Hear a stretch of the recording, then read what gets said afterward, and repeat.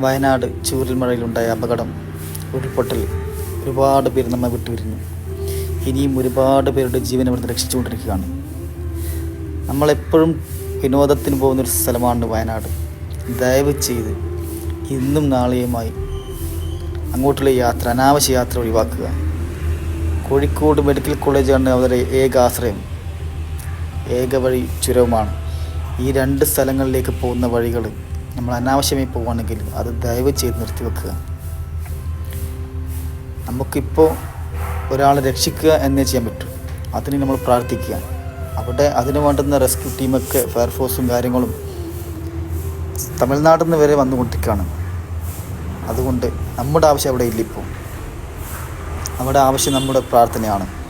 പിന്നെ ഞങ്ങളാൽ കഴിയുന്ന സഹായം അത് ഞങ്ങൾ അതാത് ജില്ലകളിലുള്ള മേധാവികളെ അറിയിക്കുകയും അവരെ ഏൽപ്പിക്കുകയും ചെയ്യാം. ഞങ്ങൾ വെറുതെ ആവശ്യമില്ലാതെ ഇവിടുന്ന് വണ്ടിയൊക്കെ എടുത്ത് പോയി കഴിഞ്ഞാൽ അവർക്കത് സഹായമല്ല, അതവർക്ക് ബുദ്ധിമുട്ടേ ആവുകയുള്ളൂ.